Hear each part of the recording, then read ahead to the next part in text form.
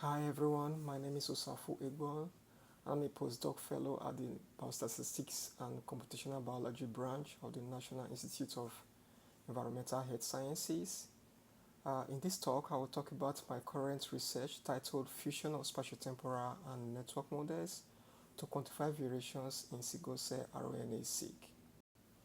Unlike single-cell RNA sequencing, spatial transcriptomics and imaging technology enable the measurement of gene expression across different regions of a tissue while preserving spatial information, which is very key for understanding certain useful biology, such as understanding tissue heterogeneity, disease mechanism, developmental biology, and drug target discovery.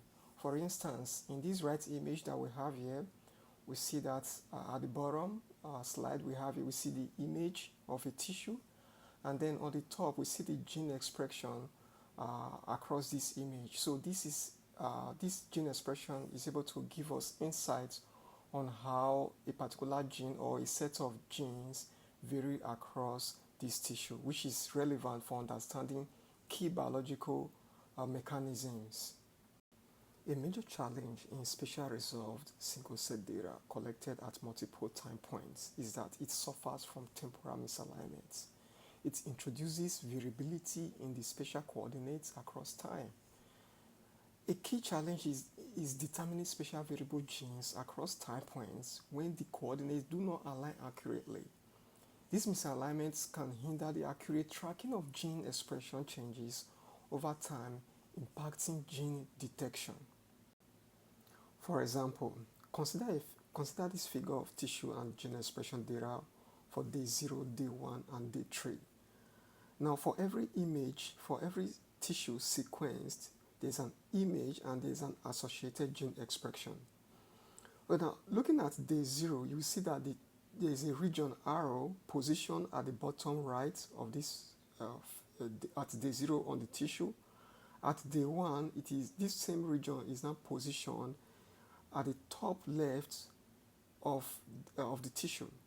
At day 3, it is positioned at the middle. Now, the question is, how do we track such variability in the labeled position on the tissue to detect spatially variable genes? To address this problem, we developed spatial DNet that fuses network and spatiotemporal model to mitigate the impact of variability in the neighborhood location in detecting spatially variable genes across time.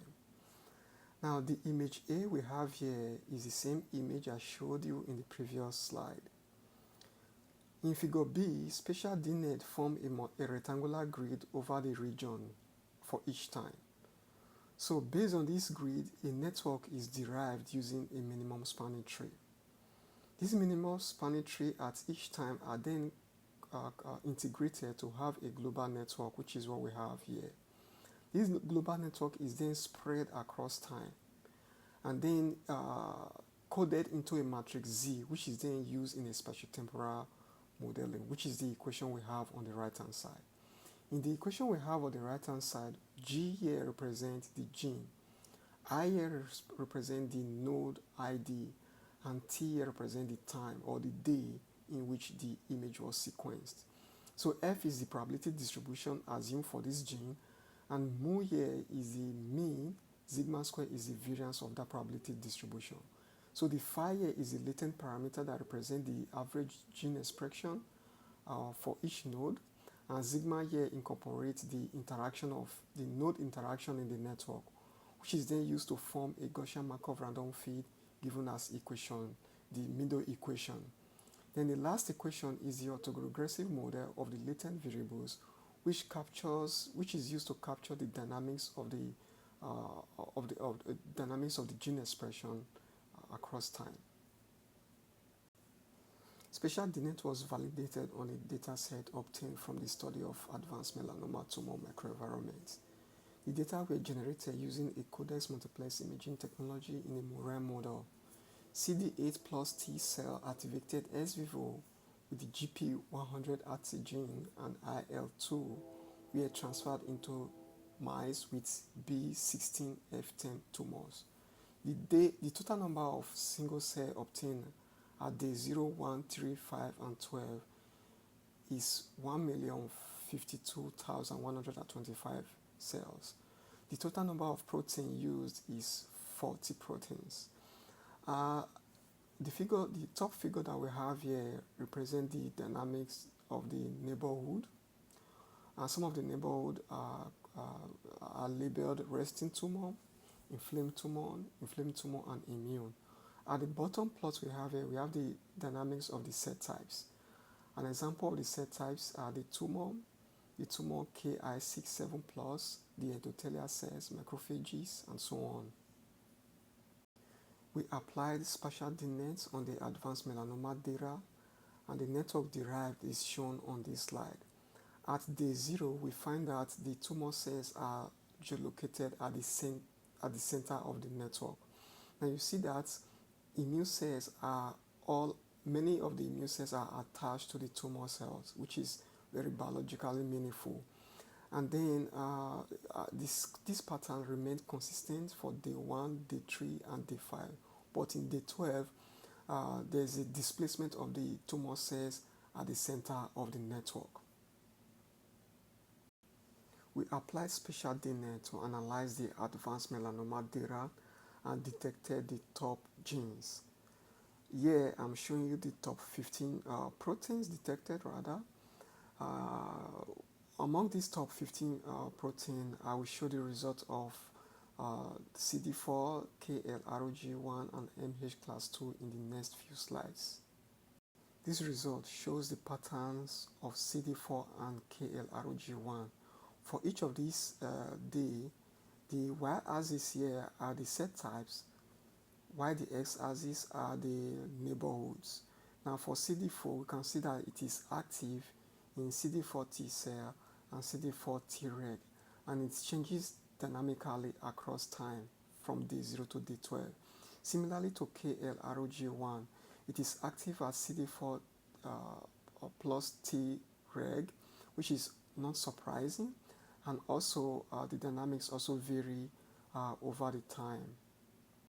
Similarly for the MH class 2, MH class 2 protein is active in the APC MH class 2 high set types and also at the DC cell for all the neighborhoods. And it's also active a little at the macrophages PDL1 plus for almost all the neighborhoods. And the dynamics also changes across time. Now we plotted the estimated effect on the image and also the network. Now you will see that at day 0, day 1, 3, 5, and 12, the pattern of CD4 varies significantly. Similarly with the KLROG1, and then the pattern of the gene expression also vary significantly. And now you will notice that this particular region is the CD4 plus Treg region, and then it varies on that region dynamically. Similarly with the KLROG, it varies dynamically. In this slide, we also show the pattern of the MH class 2 protein across the map, across the image, and we see that there is variability of this protein across time. And now if you look at the network, this network is active at the APC region, APC set types, and you see that the MH class 2 varies significantly across the APC region of the network.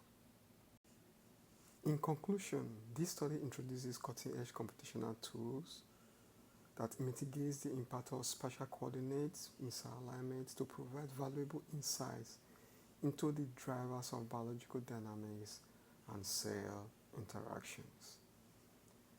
Despite the proposed framework promising potential, it presents the opportunity for improvement.